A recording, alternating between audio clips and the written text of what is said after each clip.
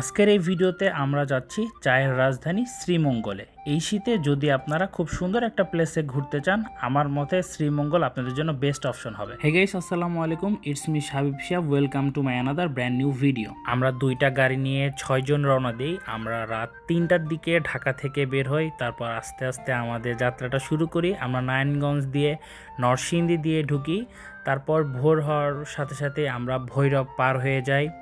দেন আমরা কিন্তু ব্রাহ্মণবাড়িয়া ক্রস করি, ব্রাহ্মণবাড়িয়া দিয়ে তারপর শায়েস্তাগঞ্জ, হবিগঞ্জ দিয়ে আমরা কিন্তু ঢুকে পড়ি শ্রীমঙ্গলে। জার্নিটা ছিল কিন্তু অনেক সুন্দর, অ্যামেজিং একটা জার্নি ছিল। না ঘুমে চালাইছি, বাট আমরা রেস্ট দিয়ে দিয়ে আসছি, খুবই এনজয় করেছি। রাস্তাটাও অনেক সুন্দর ছিল। তারপর আমরা আমাদের হোটেলে চেক ইন করে জাস্ট ফ্রেশ হয়ে আবার বেরিয়ে পড়ি চা বাগানের উদ্দেশ্যে। রাস্তাঘাট কিছুই চিনি না, গাড়ি নিয়ে বেরোয় পড়ি, জাস্ট খালি মানুষকে জিজ্ঞেস করে করে গেছি যে সুন্দর চা বাগানগুলো কোন দিকে আছে। তো আপনারাও আসলে শ্রীমঙ্গলের ম্যাক্সিমাম প্রত্যেকটা চা বাগানই খুব সুন্দর। তারপর বিকালটা এনজয় করি, তারপর একটা সুন্দর পাহাড়ে উঠি, সন্ধ্যা হয়ে যায়। আর শ্রীমঙ্গল গেলেই সাত করাটা কিন্তু আপনারা মিস করবেন না। তারপরের দিন ঘুম থেকে উঠেই একদম সকাল সকাল বের হয়ে একদম শীতের সকালটা এনজয় করার জন্য। সকালবেলার ওয়েদারটা শ্রীমঙ্গলে এত চমৎকার থাকে, আপনার মন ঠান্ডা হয়ে যাবে। খুবই ভাল লাগছে চা বাগানটা। আমার দেখা বাংলাদেশের সব থেকে সুন্দর চা বাগানটা মনে হয় শ্রীমঙ্গলেই। আমরা একের পর এক চা বাগান যাই, তারপর আমরা ওখান থেকে আরেকটা চা বাগানের ভিতর আমার গাড়িটা ঢুকাই। ফুল একদম অফরোডিং করে করে আমার গাড়িটা ঢুকাইতে হয়েছে। খুবই এনজয় করছি, সবাই মিলে নাচছি, গান বলছি।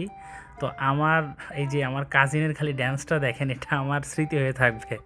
তো তারপর এই ভিডিওগুলা কিন্তু আমার গত বছরের, গত বছর হয়তো আপলোড করতে পারি না, এই জন্য এই বছর দিচ্ছি। তারপর আমি সেখানে একটু ড্রোন ফ্লাই দিই, তখন আমার ডিজে প্যান্থমটা ছিল। তারপর গাড়িটা বের করার সময় একদম পেইনটা খেয়ে যায়, আমার কিটটা খুলে যায়, পরে ঢাকায় এসে লাগাইতে হয়। আমার মনে হয় আমি বাংলাদেশের যে সমস্ত জায়গায় আমার এই নিচু গাড়িটা নিয়ে গেছি, খুব কম মানুষই মনে হয় এত নিচু গাড়ি এই সমস্ত জায়গায় আসলে নিয়ে গেছে।